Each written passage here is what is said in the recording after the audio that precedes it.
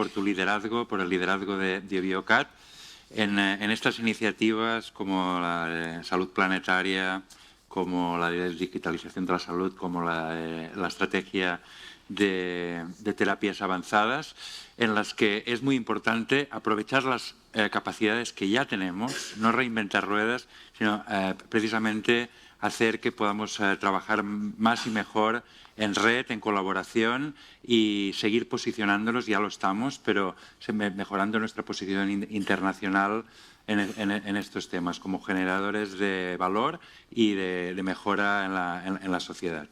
Vamos a seguir con la ponencia sobre medicina personalizada. Para eso tenemos a un experto de primer orden, Arcadi Navarro, director de la Fundación Pascual Maragall, y CREA Research Professor y lector del EGA, European Genome-phenome Archive, en el Centro de Regulación Genòmica. Moltes gràcies, Arcadi. Moltes gràcies.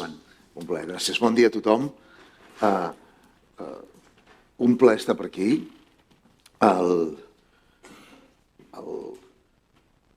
El títol, Medicina personalitzada, és molt genèric.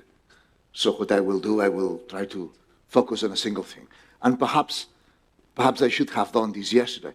I see that there's some people from Finland, I hope, and I would like to meet them, but I'm afraid I have to leave at 11 sharp, so I'll be short. Today I'll be telling you not exactly about personalized medicine, but about one thing that is enabling it, which is data. And perhaps I should have it here yesterday, because yesterday the leitmotif was data, but alas, timetables are complex. So let me start with a reflection that I'll try to make it quick, right? I'll have to say thanks to everyone that has made this possible. Lest I forget, I'll just do a start with this. And this is all the people and so on and so forth. But let me start with one little thought about what is big data, right? And essentially, all these things, everything that we do today, all the data that we shred, we already have seen. You walking through the street, all these personalized advertisements. You go to a panel, and the panel prepares an ad that is targeting you. And the reason is, of course, that your phone is shedding data all the time, it detects it, and so on and so forth. But also you have, cute videos of kitten in the internet and so on. Everything that is like this is big data. And this is a huge amount of data. Since the beginning of recorded history until 2003, we human generated about 5 billion gigabytes of data. That contains everything. Suetonius, the paintings in Altamira, everything, right? And this is accelerating enormously. By 2011, we were doing the same amount every day. By 2013, every 10 minutes, the same amount of information immediately. Some of this information we never use, right? I was discussing this with some guy who works in Apple the other day, and he told me that it's interesting because all the photos we make and we send to the iCloud, we never see again, not even ourselves. So there's lots of data centers, God knows where, that hold lots of information that will never again be seen by anyone, right? So anyway, this is generating, this is a lot, and the best estimate I could get is that by 2025, we expect to have 175 zettabytes of data in the global data sphere. I cannot even imagine what this is, right? And this is the big data, and some of it is useful. And a tiny fraction of this, just a tiny part of it, but still a very large part of it, is actually data that is relevant for our health, medical genomics data. And today I will start with this, medical genomics data, and then we will move to some other kinds of data. This huge amount of information, still enormous, of data that is relevant for our health, and particularly that includes genomics, has actually been the first case of data, an explosion of data in biology, in the biomedical sciences, right? And it all started many years ago. I love this photo because these guys were so happy with themselves, and they were actually showing for the first time the first draft of the human genome, right? But they were not only very happy about this, they were very happy because they were doing the first ever multi-continental teleconference, right? This was happening simultaneously in Washington and London. And now I counted on the way here, I have like 5 or 6 apps in my telephone that allow me to do precisely what these guys were doing with this enormous technological apparatus, doing a teleconference and having Clinton in the same screen that had Blair on it, and so really very funny. But anyway, this generated, as you know, an explosion of data, and it's more than 20 years ago, right? And many things have happened since. And I don't want to actually dwell into this, even though it's really very exciting, right? So all this huge amount of data, all this huge amount of genomic data, has followed, for most of the history of genomics, a particular model. I mean, you had many enabler projects, many projects that were kind of exploring human variation before anything else could be done. And there's many. One of them is the 1,000 Genomes Project, right? I mean, it was the first time in which the general population from different places of the world was sampled to get a grasp of full genomic variation in humans. And there's many interesting details. The project is already quite old, but it's still being useful. It's still a very dominant data set. People use the data from this project that ended up making far more than 1,000 genomes. People use this all the time to do many interesting things, right? And it followed a particular data access model.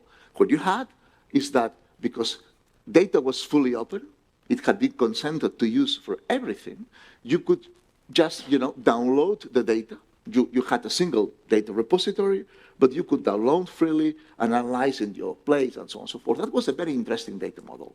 And actually, it's this data model that is used for fly genomics, for plant genomics, and many other things like this. Many GWAS summary statistics, genome-wide association studies, I will comment upon them later on, actually do follow this data model. You can just, distribute the data around. Now, and these genome-wide association studies have been actually the dominating force in medical genomics for years. This is a very simple setup. You all know this, right? You get a bunch of people that have a given phenotype, usually a disease. You get another bunch of people who don't, and then you compare the genomes. And if it just so happens that there's some genetic variant that some people, for instance, diseased people, do have more frequently than people that don't, you know that around this genetic variant, around towers like this all over the genome, there may be something that is related, functionally related with the disease. Making a long story short, this started in 2005 with a single study by some Japanese group on, it's nice that we are in this institute, on age-related macular degeneration. So people going blind when they are older. And it started accelerating, and it kept growing and growing and growing. And by 2007, we had already several studies, right? And this kept growing and growing, growing, growing. And actually, yesterday night, we had this the map of the genome with all the associations. You can check for this in the GWAS catalog at the ABI's webpage, right? So the amount of information is humongous. Literally, millions of people in the world have volunteered for studies like this. And this is just great, because actually, since 2015, the amount of data that is being generated in biomedicine is larger than the amount of data that is being generated in astronomy. So we shouldn't talk anymore about astronomical amounts of data. We should talk about genomic amounts of data, right? And the results have been really shocking. So people are still talking about genomics in medicine and about personalized medicine as if it were something that will eventually be here. But it is here already. We know that, right? We all know that if we get breast cancer, we will get some genetic test to see what's the best chemotherapy for us. And this is already here. It's happening in our health system. We are already doing, she knows very well, personalized medicine, right? And indeed, this is an interesting fact. 2/3 of the drugs that were approved by the FDA in 2021 already had some genomic evidence giving support to the process of several clinical trials and so on and so forth, right? So genomics is there, right? But there's a bit of a problem. And the problem is that there is a dilemma. There's something that is going on that is kind of difficult to tackle. Because in all these consents that were signed by all these people over the world to generate this data, there was this little sentence, right? We will only share your data for research purposes. It's a simple sentence, but it's relevant because people don't want, if they say take part in a study on schizophrenia, some people may not want that the genome is known. And the reason is that you cannot anonymize genomes. You cannot possibly do it. I mean, you can anonymize many data in medicine, as you know, but genomes actually are totally individual. Again, I will not dwell into this, right? So there's a human rights dilemma here. Because on one hand, you want to share data, because there's Article 12 of the Universal Declaration of Human Rights tells us that we should all partake in science and benefit from science. And mostly this data has been generated with public money. So it's not a question of getting the data, publishing a paper, and forgetting about it. This data must be reanalyzed. You should do meta-analysis. You should use this data to actually be able to better diagnose and better treat your patients. But on the other hand, it is private information. Citizens can be identified, re-identified from this data. So an equilibrium needs to be reached. And indeed, data should be fair. So just a couple of weeks ago, Baron Mons, who was the main author of this concept, fair, findable, accessible, interoperable, and reusable, was in Barcelona. And indeed, one of the authors of this paper, Mercè Crosas, works at the BSc. So you should talk to these people. But I'm making a long story out of something that you already know. The problem is that governments started commissioning solutions, right? Because if you want to do both, make this data available for further science, but keep the private information of citizens safe, you have to do something. The United States created the database of genomes and phenomes. The Japanese created the Japanese Genome Archive. And in Europe, the European Genome Archive, Genome-phenome Archive was created, right?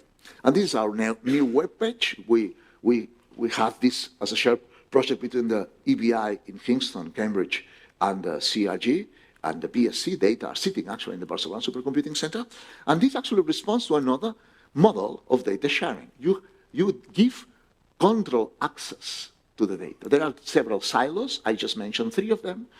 And what we do is we keep data safe, and then we make sure that when legitimate scientists want to access it, we do all the paperwork for them. We help them access this data, right? This is another kind of model, which is good also for research. And it kind of works, I'll be very quick here, it kind of works like this, right? You have this archive for permanent archiving of data.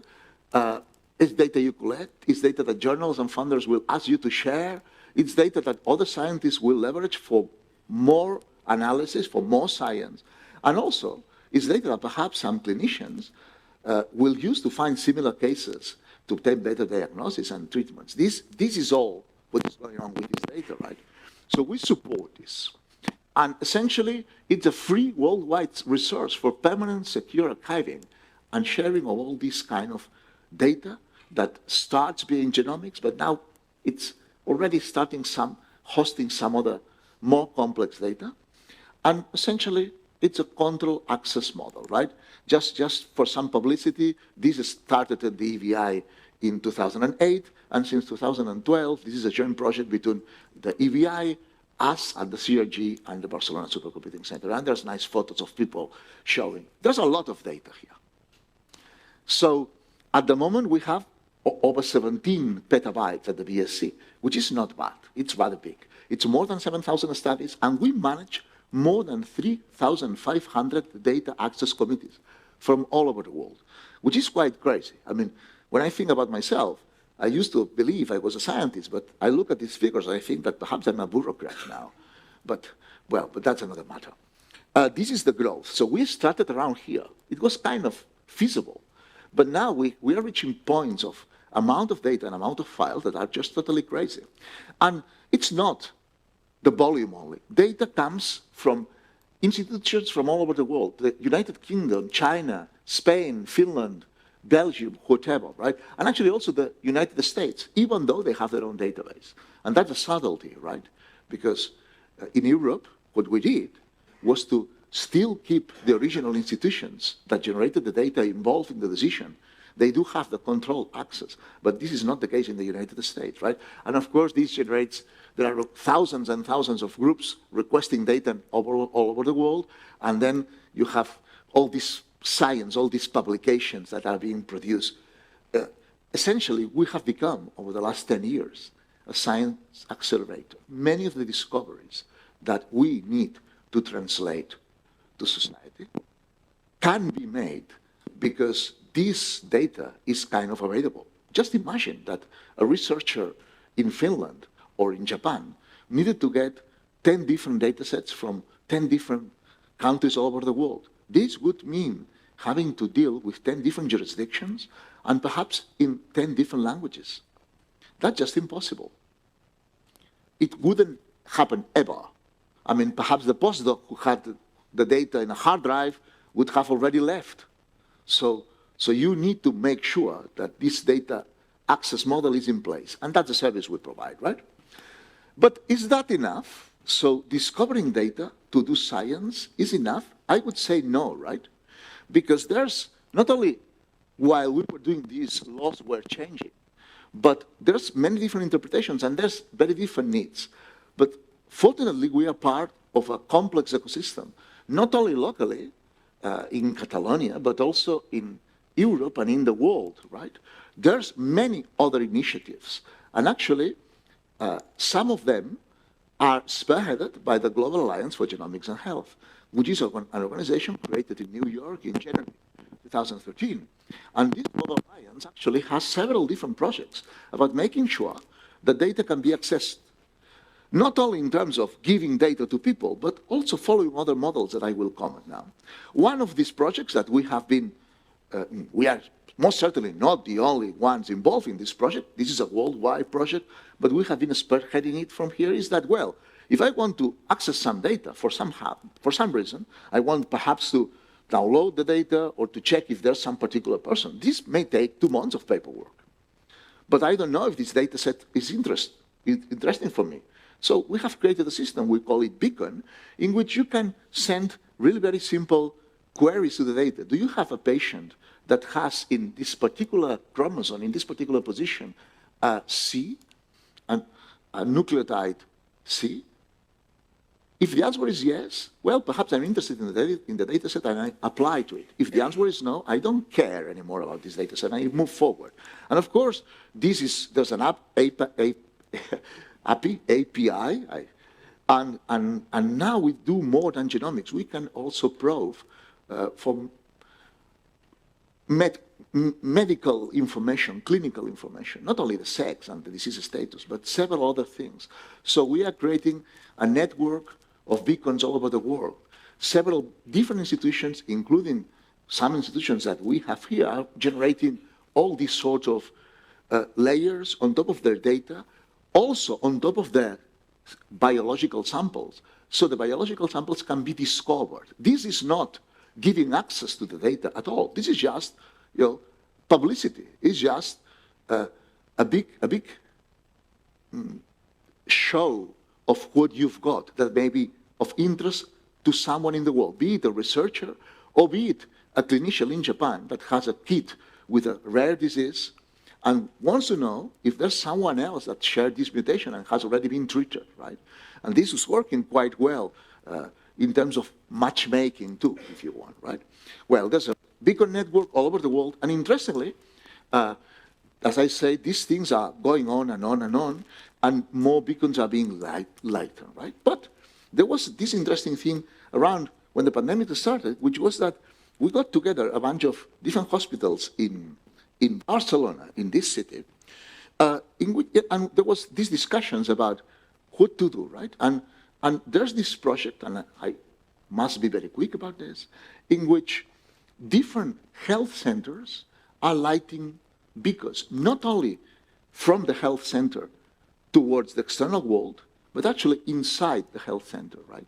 Just to make sure that the people who work in the service of cardiovascular disease know what it is that the people who work in the oncology department have in terms of data for the same patients, right? And this is quite interesting, but I will just not mention it because this is just a tiny part of a complex ecosystem, also locally. In Spain, there's several personalized medicine projects that are going on, right? And all of them are fairly data aware. Let me keep it here, right? But is this enough? Again, I would say no, right?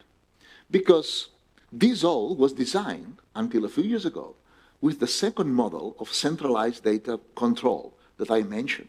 But indeed, when you start dealing with health data, you cannot do that.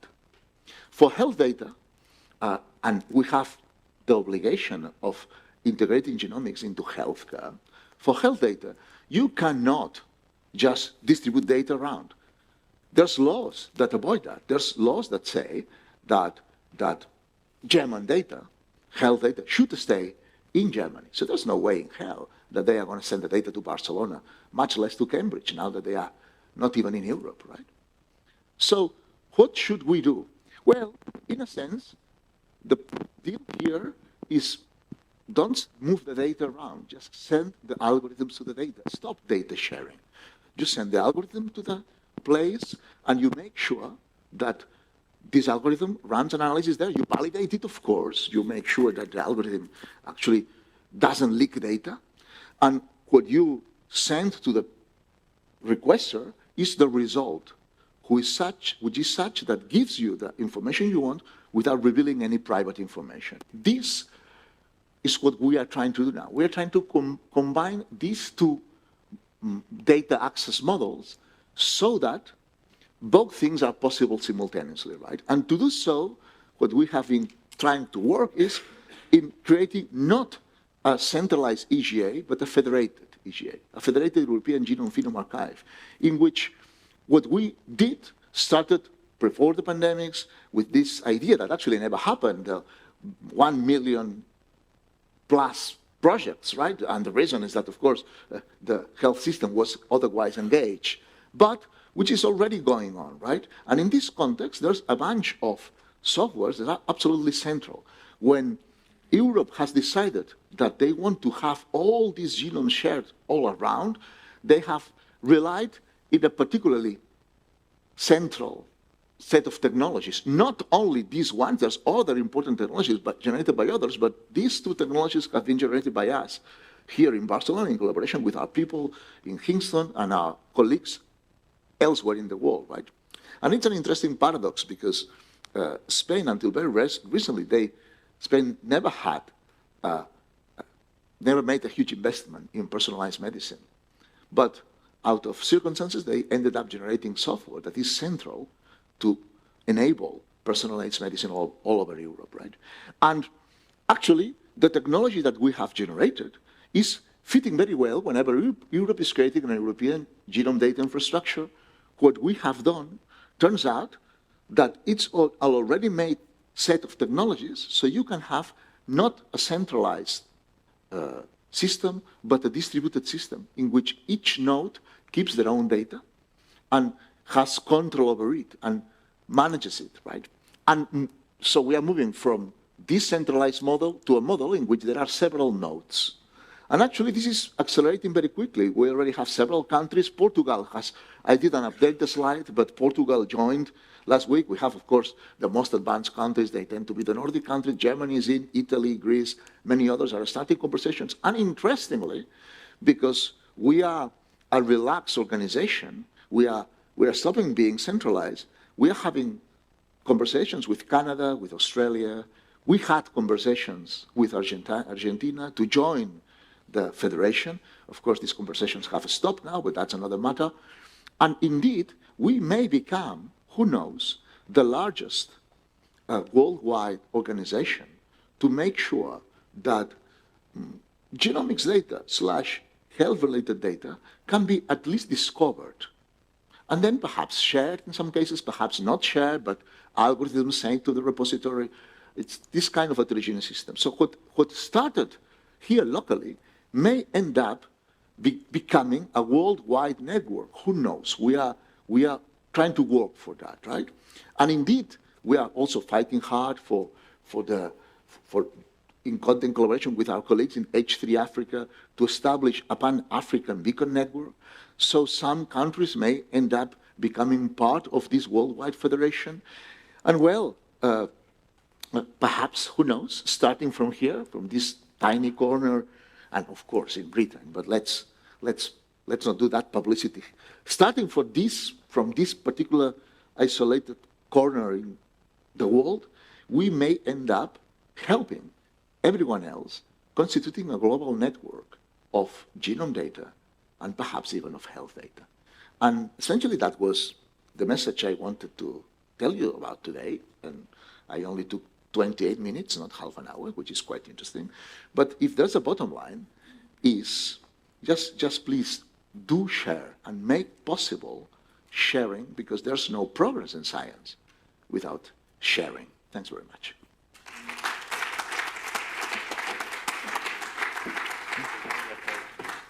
So thanks very much, Arkady.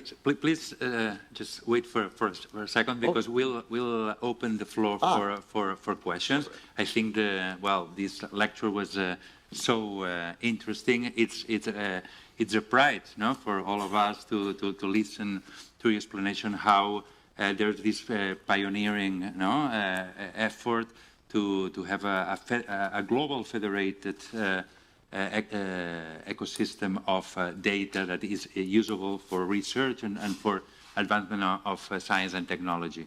So so Montse has a question. Please, Montse, go ahead. Yes, thank you, and thank you, Arkady, for this this lecture.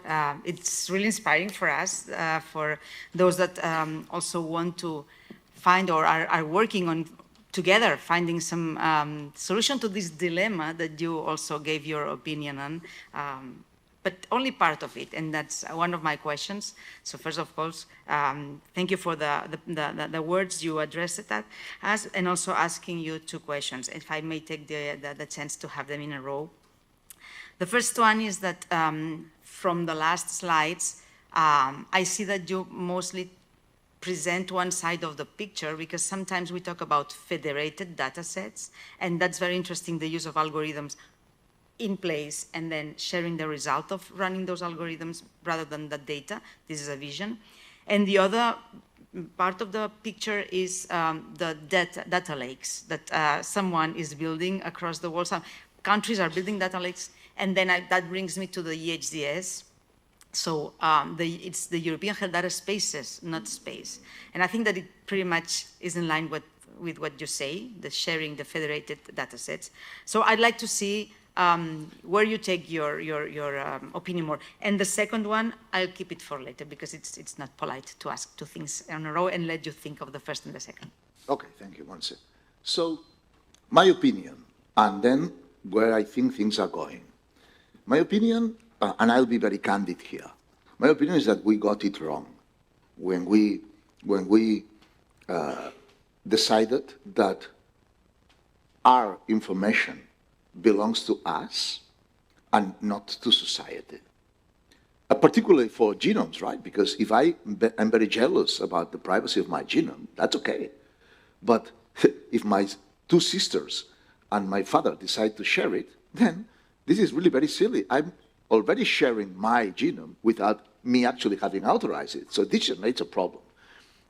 Even though, however, I think we got it wrong, I'm just a single citizen. I don't have a formal opinion about this as a scientist. So I will do what a democratic society asks me to do. I will follow what we all decide, right? I have a strong opinion, but I reserve it because my opinion. And then where I think things are going, I think that another thing we are getting wrong is to believe that one system of data access, data sharing, data federation, federated analysis, and so on and so forth is going to be dominating. There's not going to be a single dominating system. We are going to have a highly heterogeneous ecosystem, enormously. And the reason is, of course, because all these activities are happening, and they do make sense, but on top of that, they are going to be frozen decisions. So people are building data lakes, sure. People are giving controlled access to data from a centralized institution, sure. People are not willing to give any kind of access to their data, but they are ready to actually make it discoverable and have algorithms sent to them. Sure. So all of this is going to happen. So we should prepare to manage to get the best of all this heterogeneity.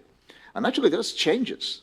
I mean, for instance, I think they have already implemented it, but earlier this year, there was this debate in China, well, up to the point in which China can have a debate, right, about changing the genomics, the law about genomic data, and actually closing themselves to the rest of the world.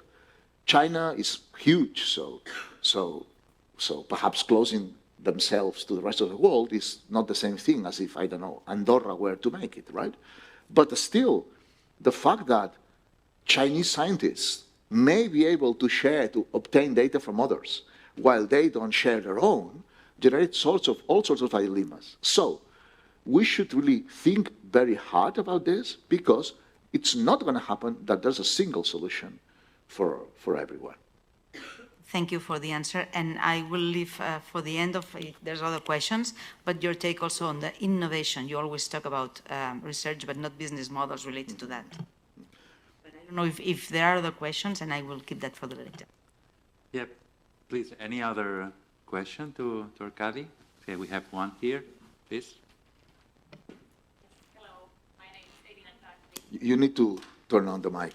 Yeah, you have to press your button. Keep all the button time. pressed. Okay, Yes. now I got it. Thank you. So hi, my name is Elena Drakvik. I'm of Sitra Finnish Innovation Fund. It was a great pleasure to hearing your presentation.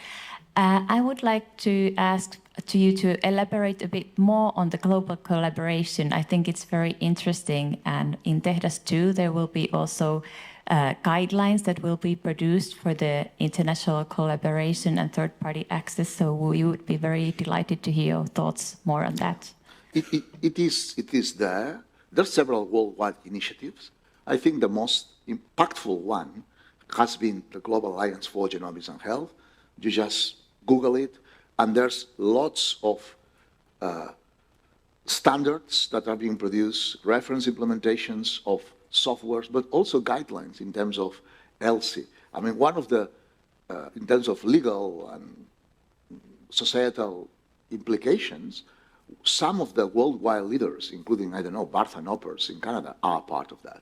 Also, there are many kinds of business models around this. There's plenty of companies that are being set up that help others in terms of federated analysis, in general, or specializing in some domain and so on and so forth.